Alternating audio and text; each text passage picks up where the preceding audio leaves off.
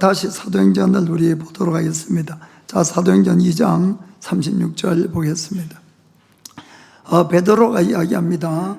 그런즉 이스라엘 온 집이 정녕 알지니 너희가 십자가에 못 박은 이 예수를 하나님이 주와 그리스도가 되게 하셨느니라 하니라. 아멘. 이 땅에 예수님이 구세주로 오셨음에도 이스라엘 백성들이 알아보지 못하고 결국 십자가에 죽게 이렇게 만든 것이에요. 그래서 베드로가 성령에 충만해서 이 예수님이야말로 바로 우리의 구세주가 된다, 또 우리의 주인이다, 왕이다 이렇게 선포하니까 백성들이 마음에 찔려서 어떻게 하면 좋으냐고 묻습니다. 자, 37절에 저희가 이 말을 듣고 마음에 찔려 베드로와 다른 사도들에게 물어가로되 형제들아 우리가 어찌할꼬 하거늘. 아멘. 여러분, 인생에서 우리가 어찌할꼬 할 그때의 해답은 언제나 38절입니다 38절 읽어봅시다. 베드로가 가로되 너희가 회개하여 각각 예수 그리스도의 이름으로 세례를 받고 죄사함을 얻어라. 그리하면 성령을 선물로 받으리니. 아멘. 모든 문제의 열쇠는 항상 회개로부터 시작한다는 것을 꼭 믿으시길 바랍니다. 그렇게 해서 하나님과 나와 막힌 사이가 죄라는 것이 있는데 이 죄를 없애버려야지 하나님의 은혜가 부어주는 것이에요. 그래서 항상 모든 것이 회개로 시작을 하면 되는 겁니다. 아멘. 게다가 이것은, 이 은혜는 그 다음 39절 보면은 이렇게 되어 있습니다. 이 약속은 너희와 너희 자녀와 모든 먼데 사람 곧 주 우리 하나님이 얼마든지 부르시는 자들에게 하신 것이라 하고. 아멘. 마음을 열고 하나님께 나오는 자에게는 누구에게라도 하나님은 우리에게 은혜를 주신다는 것을 꼭 믿으시기를 축복합니다.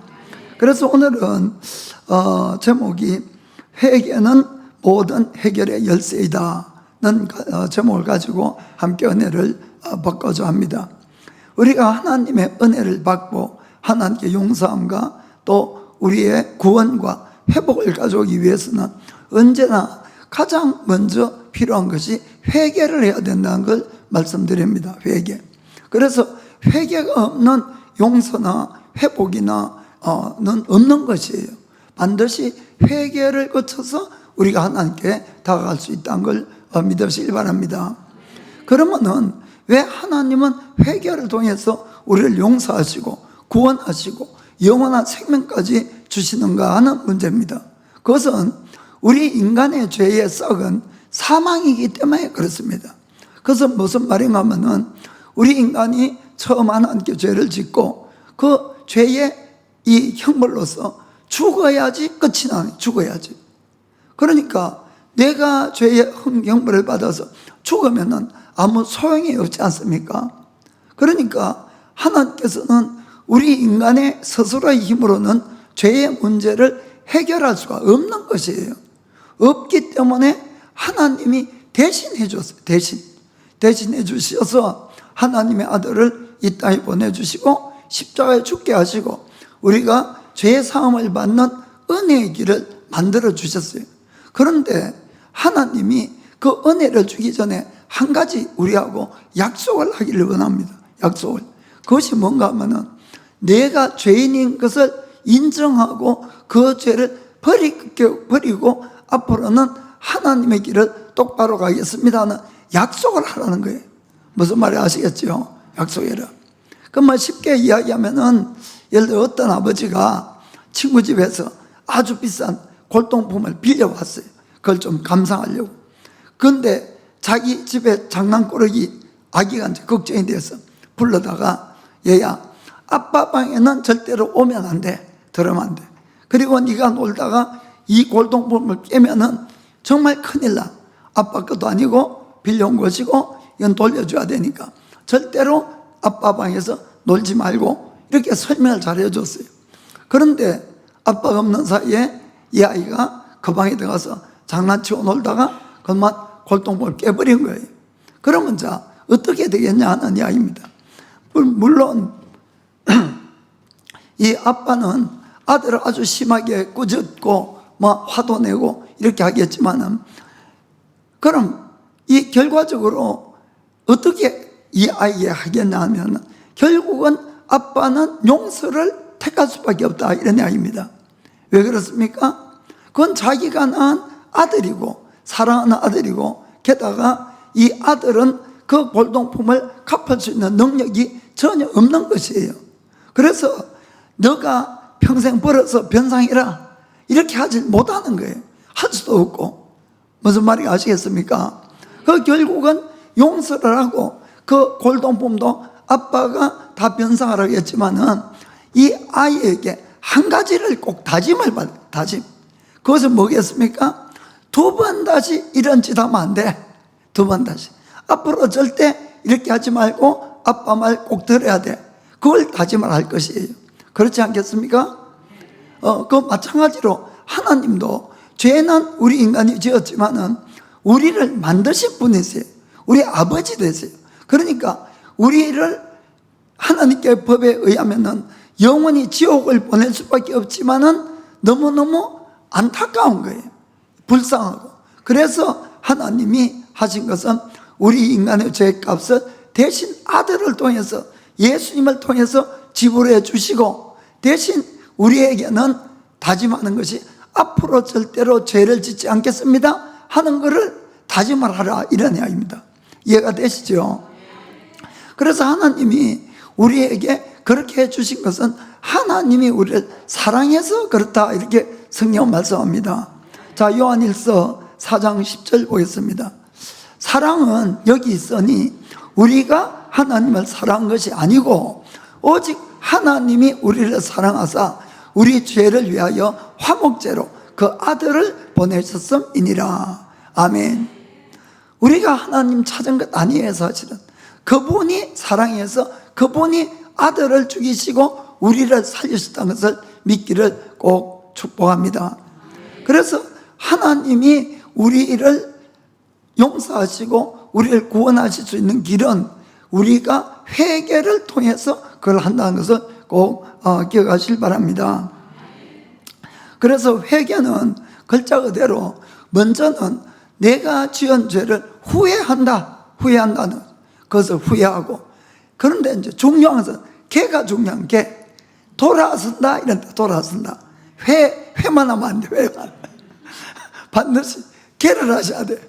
그래서 우리가 내가 한 것을 잘못하고 돌아가는데 어디로 돌아가야 되냐? 하나님께 돌아가야 돼요. 하나님께. 그게 이제 회개다 하는 것을 여러분 아시길 바랍니다. 그래서 회개를 하게 되면은 하나님께서 우리가 죄 때문에 병이나 또 문제나 여러 가지 것들도 용서를 받으니까 하나하나 해결될 수 있다는 것도 믿으시길 바랍니다. 그래서 성경은 사도행전 3장 19절 20절 읽어보겠습니다. 사도행전 3장 19절 20절에, 자, 그러므로 너희가 회개하고 돌이켜서 너희 죄 없이함을 받아라. 이같이 하면 유쾌하게 된 날이 주 앞으로부터 이를 것이요. 아멘. 또 주께서 너희를 위하여 예정하신 그리스도 곧 예수를 보내시리니. 아멘.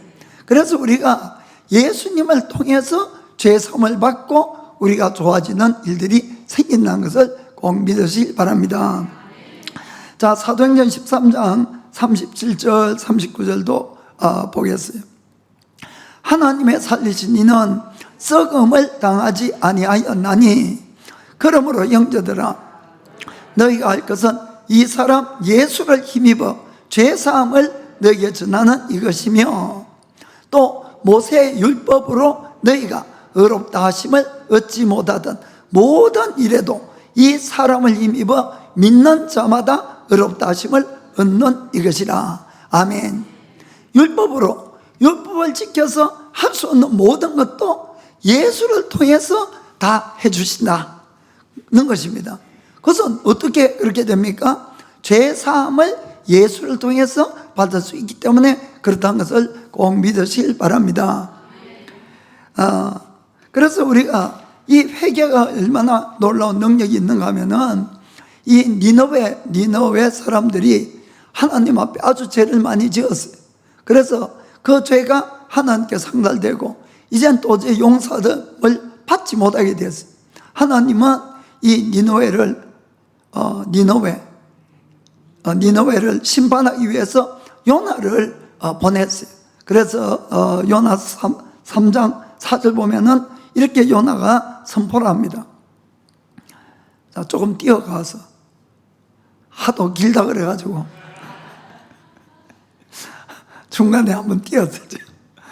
길다 그래서. 자, 요나가 그 성에 들어가며 곧 하루 길을 행하며 외쳐가로되 40일이 지나면 니느웨가 무너지리라 하였더니, 하나님이 이 니느웨라는 큰 성을, 이 성이 얼마나 큰가 하면 3일 길이라, 3일 길. 그 뜻은 사람이 걸어서 3일을 돌아야 돌 수 있는 성이다, 그 뜻이에요. 그러니까 얼마나 큰 성입니까 사실. 그런데 그 성을 하루 길을 돌면서 이 요나가 선포한 거예요. 40일이 지나면은 이 성이 완전히 무너지리라. 이제 하나님의 말씀을 선포를 했죠. 그러니까 이 느느웨 사람들이 그 이야기를 듣고 회개하기 시작하는 것이에요. 다들 금식도 하고, 그리고 왕에게도 그 소문이 들어가니까 왕이 왕복을 벗고 이 베옷을 입고, 그리고는 왕이 이렇게 선포를 하는 거예요. 자, 7절부터 9절까지 보겠습니다. 왕이 그 대신으로 더불어 조서를 내려 니느웨에 선포하여 가로되 사람이나 짐승이나 소떼나 양떼나 아무것도 입에 대지 말지니 곧 먹지도 말 것이요 물도 마시지 말 것이며 사람이든지 짐승이든지 다 굵은 배를 입을 것이요 힘써 여호와께 부르짖을 것이며 각기 악한 길과 손으로 행한 강포에서 떠날 것이라. 하나님이 혹시 뜻을 돌이키시고 그 진노를 거치사 우리로 멸망치 않게 하시리라. 그렇지 않을 줄을 누가 알겠느냐 한지라. 아멘. 왕과 대신이 선포를 한 거예요. 이 사람들이 죄를 지었고는 늘 짐승들이 고생하는 거예요. 그래서 짐승까지 물도 못 마시게 하고 베옷을 입히고 괴롭히면서 하나님 앞에 용서함을 구하고, 그것뿐만 아니고 너희가 악한 길에서 다 떠나라고 해요. 악한 길에서. 그렇게 하면은 하나님이 용서해 줄지 혹 알 수 없는 거 아니냐, 이렇게 이야기를 한 겁니다. 그래서 하나님 앞에 그들이 정말 그렇게 금식감시하고 회개하고 악한 길을 버리니까 그 10절에 보면은 이렇게 되어 있습니다. 하나님이 그들의 행한 것 곧 그 악한 길에서 돌이켜 떠난 것을 감찰하시고 뜻을 돌이키사 그들에게 내리리라 말씀하신 재앙을 내리지 아니하시니라. 아멘. 자, 여기서 우리가 알 수 있는 것은 니느웨 사람들이 회개를 했는데 그들은 말로만 한 것이 아니다, 이런 이야기입니다. 하나님 잘못했어요, 용서해 주세요 또 아니고, 앞으로 하나님 이렇게 죄 안 짓고 바로 살겠습니다, 이렇게 약속한 것만 아니고 그들이 돌이켰다고 했어요. 그리고 하나님이 그들의 돌이킨 것을 보고 용서해 주시다. 아멘. 그러니까 여러분, 회개에 중요한 것은 뉘우치는 것도 중요하지만은 더 중요한 것은 돌이켜야 된다는 것이, 돌이켜야 그때에 진짜 회개가 된다는 것을 여러분 꼭 깨닫기를 주의 이름으로 축복합니다. 자, 그래서 우리가 교회 와서 어떤 분들은 막 울면서 저 보니까 틀림없이 무슨 일이 있는 것 같아, 그 울고 회개하고, 그런데도 좀처럼 문제가 해결이 안 되고 풀리지 않고 늘 똑같은 일을 이렇게 반복하시는 그런 분들이 종종 있어요, 교회 안에는. 그러면은 우리가 물러왔는지 그럴 때 다 그런 것은 아니에요, 여러분. 우리가 하나님이 우리에게 응답을 주시더라도 하나님의 때 하는 것도 있어요. 하나님의 때. 그리고 하나님의 뜻 하는 것도 있어요. 그렇죠? 그리고 하나님이 우리를 훈련시킬 때는 이 하나님의 이 때가 돼야만이 그 광야를 벗어날 수가 있는 겁니다. 그런데 회개할 문제가 있다고 합시다. 회개할 문제가 있다. 그런데도 늘 회개를 하는데도 좀처럼 뭔가가 풀리지 않는다, 또 병도 안 낫는다, 뭔가 회복이 안 된다, 그러면은 우리가 돌아봐야 될 것이 있어요. 그것이 뭔가 하면은 혹시나 내 회개가 하나님이 원하는 회개가 안 되는 것이 아니냐, 그걸 돌아봐야 된다, 이런 이야기입니다. 내 회개가. 그래서 하나님이 인정하지 않는 회개를 하면은 아무리 회개를 해도 응답이 없는 거예요. 그거는. 그 대표적인 사람이 사울왕이에요. 사울왕 예를 한번 들어볼게요. 사울왕은 이 다윗이 자기 사위예요.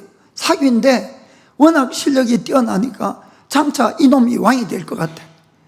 게다가 사람들이 이 다윗은 만만이고 사울은 천천히다 이러면서 자기보다도 다윗을 더 높이니까 막 시기 질투가 확 난 거예요. 그래서 사위를 죽이려고 10년간을 따라다니잖아요. 사위를 죽이려고. 그건 이제 다윗은 늘 이제 도망 다니는 그런 신세가 되었어요.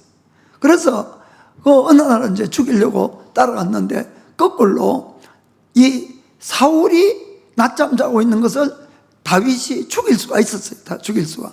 그런데도 다윗이 생각을 합니다. 이 사람을 왕으로 세운 것은 하나님이죠.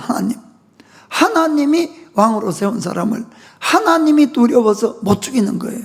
아니, 자기 눈앞에 자기가 칼로 찌르면 죽일 수 있어요. 잠자고 있고. 그런데도 하나님 때문에 안 죽이는 거예요. 하나님. 그 나중에 이 사실을 사울이 알았잖아요.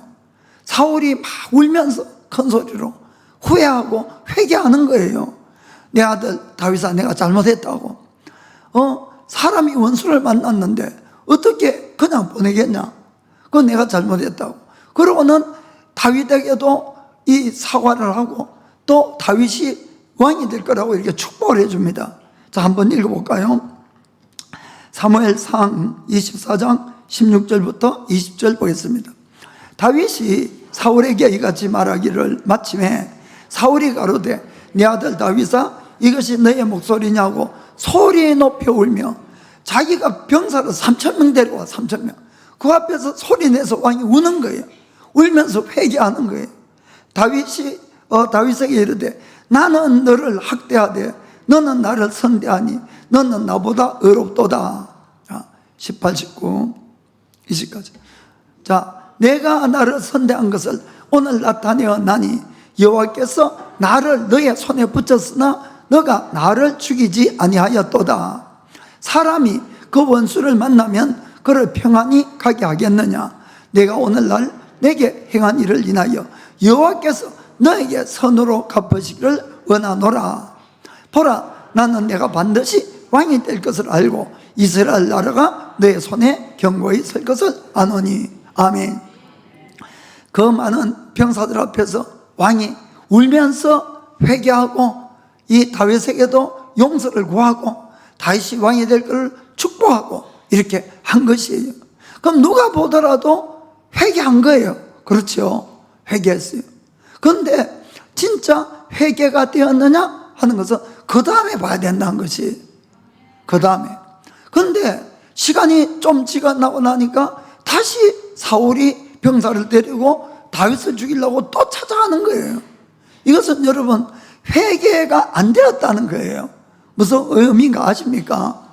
회개는 돌이켜 하는 것이 회개예요. 돌아가야 되는 거예요. 그런데 그는 돌이키질 않은 거예요. 돌이키질. 그러고는 다시 똑같은 경우가 또 생겼어요. 다시 다윗이 죽일 수 있었는데 또 안 죽였어요. 그래서 살려두었어요. 그래서 그걸 알고는 다시 사울왕이 그에게 다윗에게 사과하면서 이런 이야기를 합니다. 자, 사무엘상 26장 21절 보겠습니다. 사울이 가로되 내가 범죄하였도다. 내 아들 다윗아 돌아오라. 너가 오늘 내 생명을 귀중히 여겼은즉 내가 다시는 너를 해하지 아니하리라. 내가 어리석은 일을 하였으니 대단히 잘못되었도다. 이 병사들이 다 보고 있는데 또 똑같이 이야기를 하고 맹세를 하고 이렇게 하는 거예요. 누가 봐도 회개한 것처럼 보였어요. 그러나 회개를 안 했다는 거예요. 그가 분명히 그때는 그 마음에 그렇게 이야기한 것은 진실이에요. 거짓말을 이야기한 것이 아니에요, 여러분. 그러나 회개가 안 됐던 거예요. 그걸 왜 알 수 있는가 하면은 그 다음에 보면은 이제 블레셋하고 전쟁이 일어났을 때 사울왕이 하나님께 기도를 합니다. 기도를. 그런데 아무리 기도를 해도 응답이 안 되는 거예요. 응답이 안 되니까 이 사울왕이 너무나 마음이 급하니까 하나님이 가장 싫어하고 쫓아내라고 한 신접한 여인을 찾아가서 묻는 거예요. 저주를 스스로 초청하는 건 똑같은 거예요. 그럼 결국은 그는 전쟁터에서 병사들에게 쫓겨서 자살하고 죽고 만다, 이런 이야기입니다. 그러면은 이 사울왕의 회개의 문제가 어떤 문제가 있었는가를 우리가 좀 살펴봐야 될 것 같습니다. 그가 다윗이 2번이나 그를 살려줬을 때 그가 울면서 내가 잘못했다고 하고 다윗을 축복한 것은 진짜예요. 거짓말이 아니고 연기한 것이 아니에요. 그러나 그것은 자기의 감정에서만 회개를 했다, 이런 이야기입니다. 감정에서. 너무너무 중요한 것은 그 다음인데, 우리는 회개를 하고 어디로 돌아가야 되는가 하면 하나님께 돌아가야 되는 것이에요. 여러분, 이건 정말로 여러분이 회개를 하되 결심만 한다고 다시는 죄를 안 짓겠습니다 한다고 여러분이 보장이 안 되는 거예요. 그것이 여러분들이 하나님께 돌아가는 것이 진정한 회개라는 것을, 그걸 여러분이 깨닫길 바랍니다.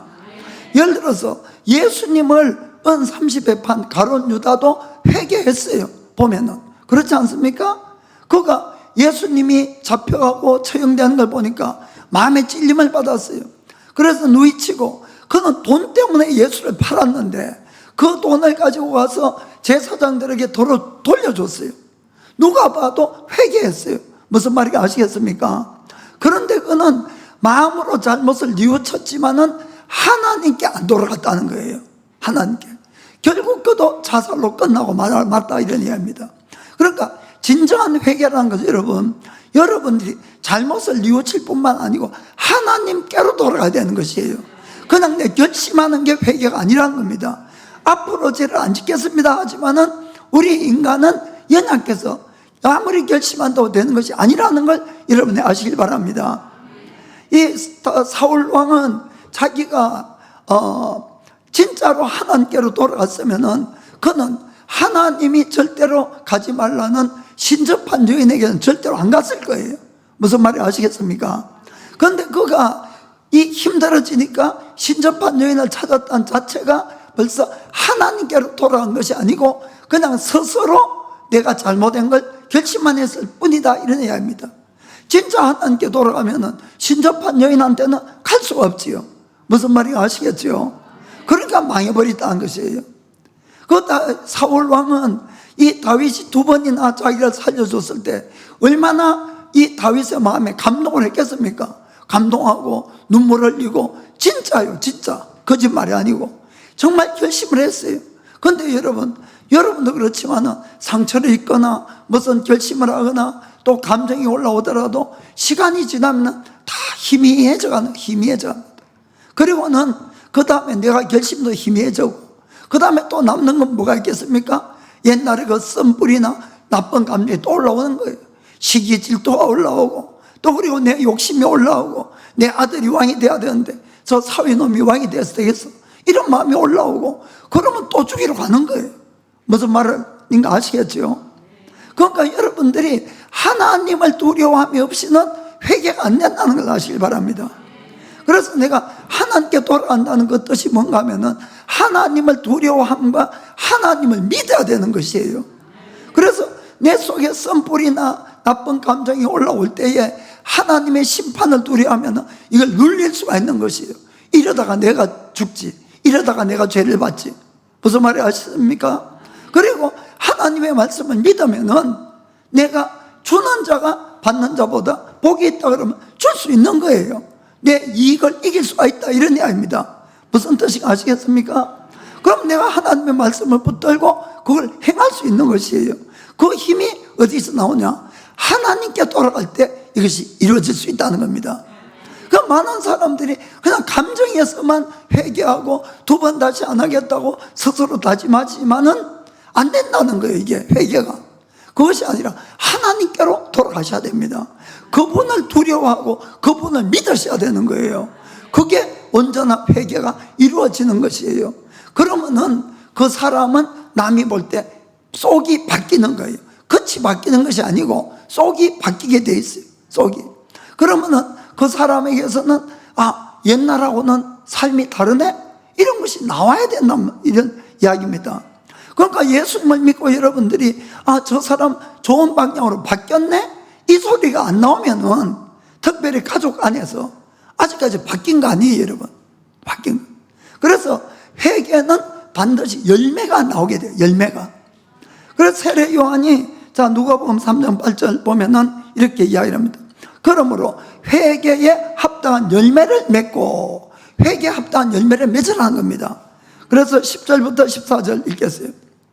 10절부터 무리들이 물었어요. 그럼 우리가 무엇을 어떻게 해야 되냐 하니까 11절부터 대답하여 가로되 옷 2벌 있는 자는 옷 없는 자에게 나눠줄 것이고 먹을 것이 있는 자도 그렇게 할 것이고 12절 세리들도 세례를 받고자 하여 와서 가로되 선생이여 우리는 무엇을 하리까 하매 가로되 정한 새 외에는 넉징치 말라 하고 군병들도 물어 가로되 우리가 무엇을 하리까 하매 가로되 사람에게 강포하지 말며 무서워하지 말고 받는 요를 족한 줄로 알라 하니라. 아멘.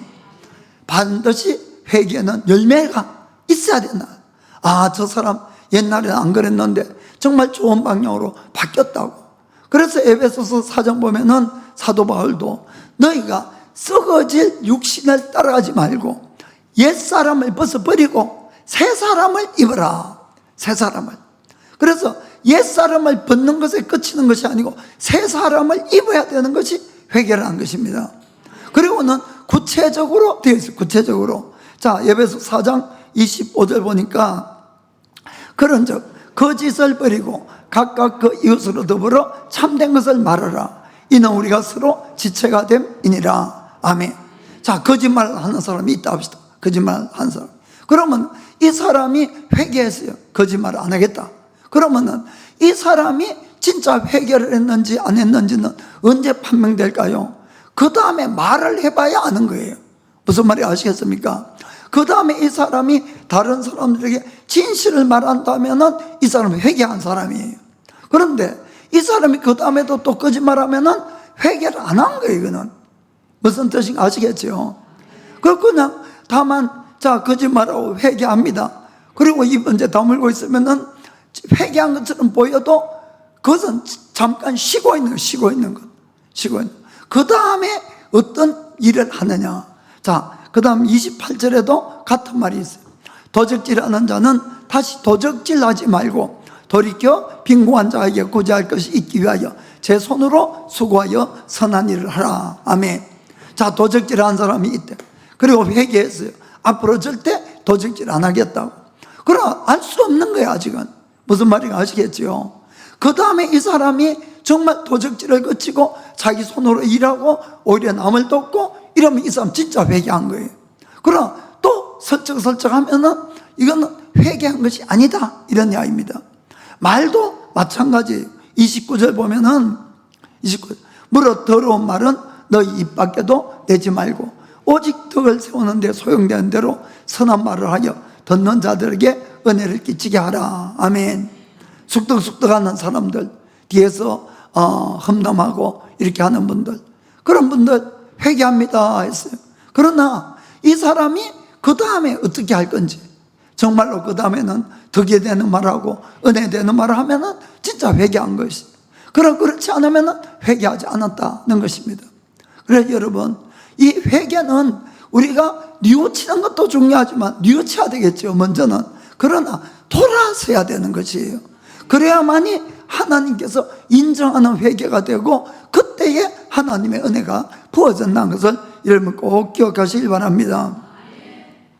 그래서 우리가 직장생활 하다 보면은 참 어려워요. 직장생활. 저도 일을 많이 해봤지만은, 그러면은 자기 생계도 걸려있고 또 앞으로 승진도 해야 되고 윗사람들의 평가도 있고 이러면 자기도 모르게 거짓말 보고도 하고 또 남이 한 것도 슬쩍 자기가 한 것처럼 이렇게 이야기도 하고 이런 일들이 비일비재하게 있는 거예요. 그러다 보면은 또 교회 오면은 또 마음이 찔려가지고 하나님 용서해 주세요. 다시는 안 그러겠어요. 근데 또 가면은 현실은 다 그러니까 주위 사람들이 그럼 할 수 없이 또 이번 주만 가고는 똑같이 그 사람들하고 행동을 하면은 이걸 회개했다고 할 수가 있겠냐는 이야기입니다. 아니라는 거지요. 그렇죠? 가정 안에서도 부부간에 또 부모 자식 간에 조그마한 다툼이 있고 그래서 뭐 해서는 안 될 말하고 하면은 얼마나 상처가 커집니까? 그러면 또 마음에 미안하니까 아유 미안해 아까는 내 너무한 것 같아 용서해달라고 그러면 이제 용서해주고 뭐 한데 그러나 그것은 아직 모르는 거예요. 그 다음에 또 조그마한 일에 또 폭탄이 터지고 폭발하고 뭐 싸우고 이러면은 회개한 것이 아니라는 거예요. 그게 그래서 바뀌어져야 되는 것이에요. 내가 결단을 하고 결심을 하고 이것을 해야 되는데 누구에게 돌아가야 되냐? 하나님께 돌아가서 하나님을 자꾸 바라보는 습관을 가지셔야 되는 겁니다. 그래야 진정한 회개가 일어나는 것이에요. 그래서 우리가 하나님을 두려워하게 되면은 내가 나쁜 감정, 나쁜 욕심이 올라올 때 하나님의 심판을 알기 때문에 그것을 눌릴 수가 있어요. 아, 이거 함부로 자꾸 폭발했다가는 자기만 손해라는 걸 알잖아요. 그리고는 하나님을 신뢰하게 되면은 그분의 말씀대로 싸우려고 하는 거예요. 이제는 그분의 말씀대로. 그러니까 하나님께 돌아간다는 뜻을 잘 생각해 보시기 바랍니다. 그것은 말씀으로 돌아가는 것이에요. 하나님의 말씀. 그 말씀을 지키는 삶이 진짜 회개한 삶이 된다는 것을 여러분이 꼭 기억을 하셔야 됩니다. 그렇습니다. 이 베드로가 아까 다시 한번 우리 사도행전 2장 38절 읽어보겠습니다. 자, 베드로가 가로되 너희가 회개하여 각각 예수 그리스도의 이름으로 세례를 받고 죄사함을 얻으라. 그리하면 성령을 선물로 받으리니. 아멘. 그렇습니다. 우리가 회개에 대해서 회개한 세례에 대해서 여러분들이 이 잘못 생각하는 분들도 있어요. 그냥 교회 가서 시간이 되니까 세례 받기도 하고 또 어떤 분들은 또 기독교의 입문 코스처럼 이것도 세례를 받아야 되는 것처럼 하는데 그 뜻이 아니라는 것을 여러분이 아시기 바랍니다. 그것이 아니라 세례하는 것은 내가 지금까지 살아온 모든 삶에서 옛사람이 나를 죽고 예수와 더불어 사는 것이 세례인 거예요. 옛사람이 죽어야 되는 거예요. 죽어야 돼요. 그게 그래야만이 이 사람이 거듭날 수가 있는 것이에요. 그래서 로마서 6장 4절 읽어보세요. 6장 4절 로마서. 그러므로 우리가 예수의 죽으심과 합하여 세례를 받았으면은 예수와 함께 장사되었나니. 아멘. 여기 세례 받았습니까? 아니 세례 받아놓고 왜 또 대답을 안 하지? 세례 받았다면은 여러분은 예수님과 함께 이미 죽은 사람이라고 성경이 이야기하는 거예요. 그런데 예수와 함께 죽어야만이 그게 복 중에 복이 되는 거예요. 우리가 제일 신앙생활의 문제가 죽었는데 자꾸 살아나는 게 문제야. 죽었는데. 자, 6장 4절 다시 봅시다. 자, 예수의 죽으심과 합하여 세례를 받음으로 예수와 함께 장사되었나니 이는 아버지의 영광으로 말미암아 그리스도를 죽은 자 가운데서 살리심과 같이 우리로 또한 새 생명 가운데서 행하게 하려 함이니라. 아멘. 새로운 생명을 받은 것이 크리스찬이에요. 죽고 부활한 거예요. 아멘. 5절 봅시다. 5절에 만일 우리가 예수의 죽으심을 본받아 예수와 연합한 자가 되었으면은 또한 예수의 부활을 본받아 예수와 연합한 자가 되리라. 아멘. 그래서 세례는 우리가 옛사람에 대해서 죽고 예수와 더불어 살아나는 걸 이야기하는 겁니다. 자, 그래서 8절과 11절도 읽어봅시다. 만일 우리가 그리스도와 함께 죽으면 또한 그와 함께 살 줄을 믿노니. 아멘. 자, 11절에 그래서 자, 이와 같이 너희도 너희 자신을 죄에 대하여는 죽은 자요 그리스도 예수 안에서 하나님을 대하여는 산 자로 여길지어다. 아멘. 왜 자꾸 옛사람에 대해서 죽어야 된다는 소리 합니까? 그 옛사람은 죄덩어리이기 때문에 죄덩어리. 세상 사랑하고 죄 사랑하고 육신의 정욕, 안목의 정욕, 이생의 자랑, 전부 그거잖아요. 그것이 바로 우리가 육신의 삶인 거예요. 여기에 대해서는 죽은 자로 여겨라. 죽었다. 그리고 하나님에 대해서 산 자로 여겨라. 그러면은 이분은 예수님과 완전한 연합한 자가 되고, 그에게서 누가 나타날까요? 예수님이 나타나는 거예요. 사람 냄새가 안 나는 거죠. 사람이 나타나는 것이 아니고. 그래서 우리가 정말 내가 예수만 해서 죽었다면은 우리를 통해서는 우리 속에 부어주신 성령으로 말미암아 예수님을 나타내는 그런 사람들이 다 되는 거예요. 그래서 예수님이 너희가 나를 믿으면 나를 행한 것을 너희도 할 것이고 그보다 더 큰 것도 하라 그랬어요. 아멘. 정말입니다. 그럼 문제는 뭐냐? 예수님과 함께 죽어야 되는데 안 죽는 거예요, 내가. 그러니까 내가 자꾸 나타나니까 예수님이 나타날 수가 없는 것이에요, 여러분. 무슨 말인지 아시겠죠? 그러니까 여러분들이 옛사람에 대해서, 죄의 몸에 대해서 죽으셔야만이 진정으로 참 크리스찬이 된다는 것을 여러분 아시길 바랍니다. 예수님이나 세례 요한이 이 땅에 오셔서 이야기한 게 회개해라, 천국이 가까이 왔느니라, 이렇게 말씀했어요. 회개해라, 천국이 가까이 왔느니라. 이 뜻은 회개하면은 내가 죽은 다음에 천국을 들어간다, 그 뜻이 아니에요, 여러분. 정확한 뜻은 그것이 아니고, 회개를 하면은 너는 오늘부터 하나님 나라의 삶을 산다, 바로 그 뜻이에요. 그러니까 거기 영어로 보면은 천국 하는 것은 영어로는 heaven이에요. heaven. heaven이 아니고 the kingdom of God 이렇게 되어 있어요. 하나님의 왕국이, 하나님의 왕국. 그래서 너희가 회개를 하면은 오늘 이 시간부터 하나님의 왕국에 들어간다, 이것이 진짜 뜻이에요.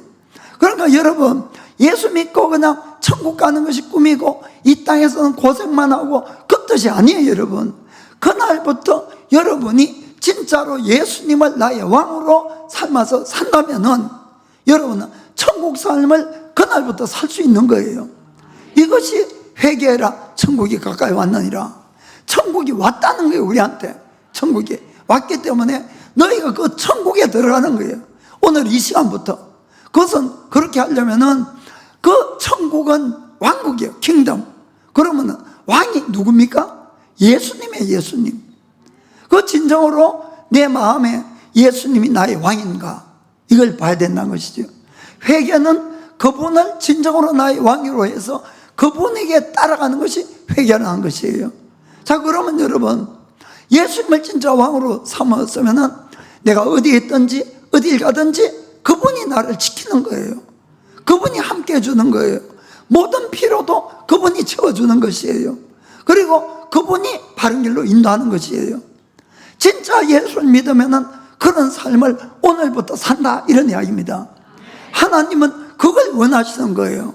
그냥 이 땅에서 빌빌거리다가 그냥 천국 가는 것이 아니라는 거예요, 여러분. 그것이 아니라 정말 이 땅에서도 예수를 왕으로 하는 삶을 살아가는 것이, 그게 바로 천국의 삶이고, 그것을 우리에게 주기를 원하는 것을, 그걸 여러분들이 믿으시기를 저 이름으로 축복합니다. 그 여러분, 정말 참된 회개는 옛사람이 나에게 죽고 예수로 사는 것이, 그것이 회개인데, 정말 문제는 아까도 이야기했지만 죽었어야 될 내가 자꾸 살아나는 거예요, 자꾸. 이게 문제예요. 나도 모르는 사이에 또 살아나고 이거잖아요. 그러면은 다시 살아났을 때 우리는 어떻게 해야 되느냐? 그때도 방법은 늘 똑같아요. 회개를 해야 돼, 마음으로부터 회개를. 그런데 이제 신앙생활을 좀 하면은 뭐가 생기는가 하면은 가면을 자꾸 써, 가면을. 안 그런 척. 자기는 10년, 20년 교회 다녔으니까 내 속에 죄 있는 걸 알면서도 자꾸 가면을 쓰고. 여러분, 그러면 절대로 하나님 은혜를 못 받습니다. 그것이 아니라 늘 하나님 앞에는 솔직해야 되는 것이에요. 하나님, 이 죄인을 용서해 주세요. 나는 정말 할 수 없는 죄인이라고. 그러고는 그 죄를 진짜 회개하고 다시 하나님께 돌아가면 돼요, 여러분. 뭐 어차피 우리 인간 죄인인데 뭘 남 눈치 볼 건 뭐가 있어요? 체면 차릴 건 뭐가 있어요? 그냥 벗어버리고 하나님께 돌아가는 거예요, 아버지께로. 다시 내가 주님의 그 길을 따라가겠다고 맹세하고 그렇게 가는 거예요. 그러면은 하나님이 다시 우리에게 은혜를 부어주신다는 것을 믿으시길 바랍니다. 우리가 하나님께 은혜 받는 것은 나의 공로로 받는 것도 아니고 내가 열심을 낸다고 받는 것도 아니고 항상 하나님의 은혜로 받는 거예요. 왜냐하면 여러분, 하나님이 주신 은혜, 죄사함, 영생 이런 것들은 여러분, 사람이 아무리 뭐를 대가를 지불해도 받을 수 없는 것이 하나님 것이에요. 그러니까 하나님은 이것을 은혜로 줄 수밖에 없어요. 대가로 준다면은 아무도 못 받으니까.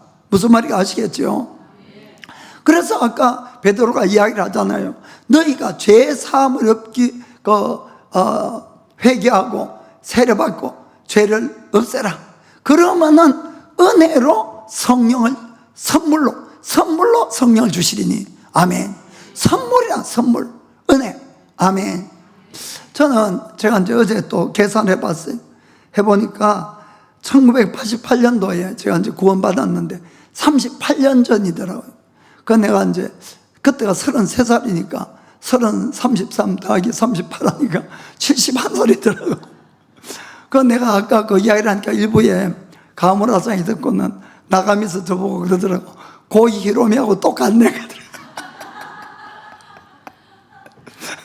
그래서 그래가지고 웃었는데 그 자고는 고이 히로미하고 동갑이라네요. 그 제가 그때 이제 38년 전에 정말 그때 주님 앞에 죄를 회개하고 거듭났어요. 그 가치관이 싹 바뀌었어요. 제가 이 땅에 살던 사람이 하나님 나라 가치관으로. 그리고는 1년 있다가 일본 오고 이제 구원받고 3년 후에 교회 안에 이제 조그마한 기도회가 생겼는데 거기에 이제 참가를 해서 처음으로 방언이라는 걸 들었어요. 방언. 저한테는 너무너무 신기하고 이게 막 호기심이 있고 이래서 저도 방언 받기를 너무 이제 갈망이 막 올라왔어요. 갈망이. 그래서 혼자 방언 연습도 해보고 근데 방언을 못 받겠는 거예요. 그럼 매일 방언 받도록 방언 달라고 하나님께 매달리고 그 집에서는 또 창피하니까 못 하잖아요. 그럼 혼자 주차장에 가서 차 몰고 아무도 없는 데 가가지고 거기서 차 안에서 연습도 해보고 안 되는 거예요. 그러다가 이제 시간이 그 방언을 받으려고 그전에도 저는 뭐 구원받고 나서는 뭐 예배도 열심히고 또 기도회나 봉사나 헌금이나 다 열심히 했어요. 그런데 이제 더 열심히 하는 거지. 이제 방언 받으려고 더 열심히. 그런데 아무리 노력을 해도 방언을 못 받는 거예요. 저는. 그런데 제가 이해가 안 되는 것이 뭔가 하면은 그 기도회에 다른 사람들 오면 한 2번, 3번 오면 받는 거예요. 방언을. 아유, 저 사람은 받는데 왜 나는 못 받지? 더 놀라운 것은 뭔가 하면은 그분들은 교회도 종종 빠지는 사람들이야. 봉사도 전혀 안 하고. 저는 제가 이제 그때 조그마한 회사에 있기 때문에 종업원들 데리고 토요일마다 한 달에 한 번씩 꼭 가서 교회 청소 다 해주고 그렇게 열심히 한 거예요. 그런데도 못 받는 거예요. 한 1년이 그렇게 지냈어. 매일같이 강구하는데. 그러니까 마음이 초조해지고 절망스럽고 막 별별 생각이 다 들더라고요. 하나님이 처음부터 나를 안 택한 거 아니냐 뭐 이런 생각도 들고 막 그러다가 어느 날 사모가 먼저 방언을 받았네. 그래가지고 감동은 했는데 이거는 제가 완전 막 절망이 되는 거야. 완전히 절망이 돼버렸어요. 그건 뭐 기쁨이 아니라 완전 절망으로.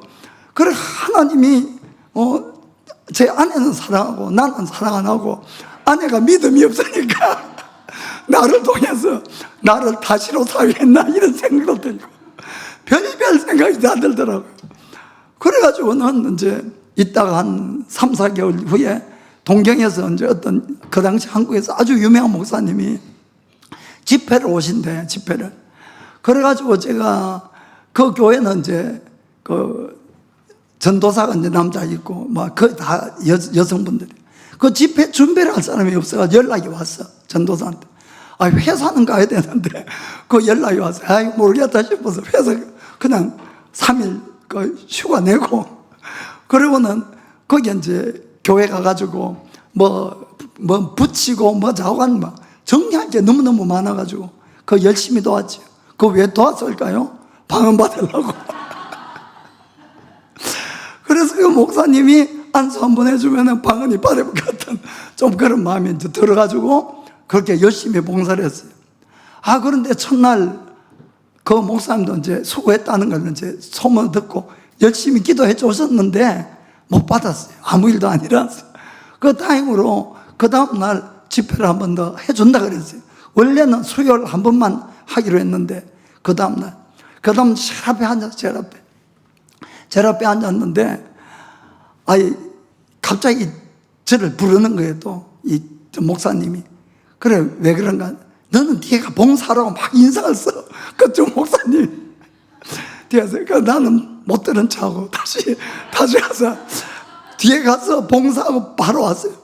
근데 또 막 부르는 거예요. 보니까 뒤에서 이제 비싼 카메라가 40만 원, 50만 원 하는 카메라가 있는데 애들이 그 몇 명 장난치다가 카메라를 떨어뜨려 깨진 거예요. 그 중에 이제 저희 아들도 들어가 있는 거예요.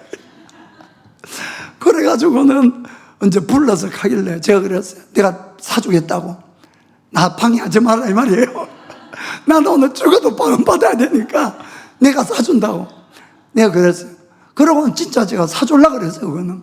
그러고 와서 이제 기도하면서 그런 생각이 들더라고요. 하나님은 우리 아버지니까 내 아들이 사고 친 건 내가 물어주고 내가 사고 친 건 아버지가 또 해줄 거니까 그런 생각을 하면서 다시 이제 죄를 회개해야 되니까 정말 저는 죄 똑같은 죄 한 100번 이상 했는 것 같아요. 죄를 회개하고 또 하고 계속 그날도 또 앞에 앉아가지고 막 죄를 막 끄집어냈어요. 똑같은 죄 회개하고. 그런데 갑자기 제 마음에 이 위를 올려봐도 끝이 안 보일 정도로 큰 이거는 막 돌이 아니라 막 바위가 딱 보이더라고요. 그런데 그게 무슨 죄인가 하면은 자기의라는 교만의 죄라는 거예요. 그걸 순간적으로 딱 알게 하시더라고. 알게 하는데 그때 제가 어떤 일이 있었는가 하면은 그 교회 가서 제가 이제 열심히 신앙생활을 했잖아요. 교회처럼 출세하기 좋은 데 없어요, 여러분. 조금만 열심을 내면 금방 집사 되고 금방 이렇게 올라가더라고. 그래서 제가 그 요코하마 교회 가가지고 1년 있으니까 바로 집사 받고, 그리고 1년 있으니까 뭐 회계까지 맡기더라고요. 물론 제 혼자 하는 건 아니지만은. 그런데 이제 그때 이렇게 보니까 제가 헌금을 제일 많이 내더라고. 그래서 제 마음에 어떤 생각이 있는가 하면은 이 교회에서 혹시 방언을 누가 받았을 것 같으면은 당연히 내가 먼저 받아야 되지 않냐. 이거 얼마나 큰 교만인지 모른다 이런 이야기입니다. 그러니까 자기의, 여러분 아까도 제가 말씀드렸지만은 하나님의 모든 좋은 것은 은혜로 받는 것이고 선물로 받는 것이지 내가 노력해서 대가로 받는 것이 아니라는 것, 이걸 마음으로 깨닫길 바랍니다. 받을 수가 없어서 하나님은 은혜로 주는 거예요. 은혜로. 우리가 열심을 내고 봉사하는 것을 하나님은 그것을 사랑하시고 기뻐 받으세요. 그렇지만은 그 대가로 오는 건 아니에요. 이거는 착각 중에 착각이라는 걸 여러분 정말 알길 바랍니다. 그런데 저는 그 착각을 했어요. 믿은 지 얼마 안 되고 잘 모르고 하니까. 그러니까 그 교만이 완전히 산처럼 쌓여서 이 교회에서 하나님의 복을 받으면 내가 제일 먼저 받을 거 아니야? 이 생각을 한 거예요. 그것이 그냥 내 마음에 콱 들어오는데 얼마나 아픈지. 주여 용서해달라고, 주여 용서해달라고. 이 못난 놈, 이 교만한 놈, 이 죄인을 용서해달라고 막 외쳤어요. 막 물론 이제 속으로 외쳤죠.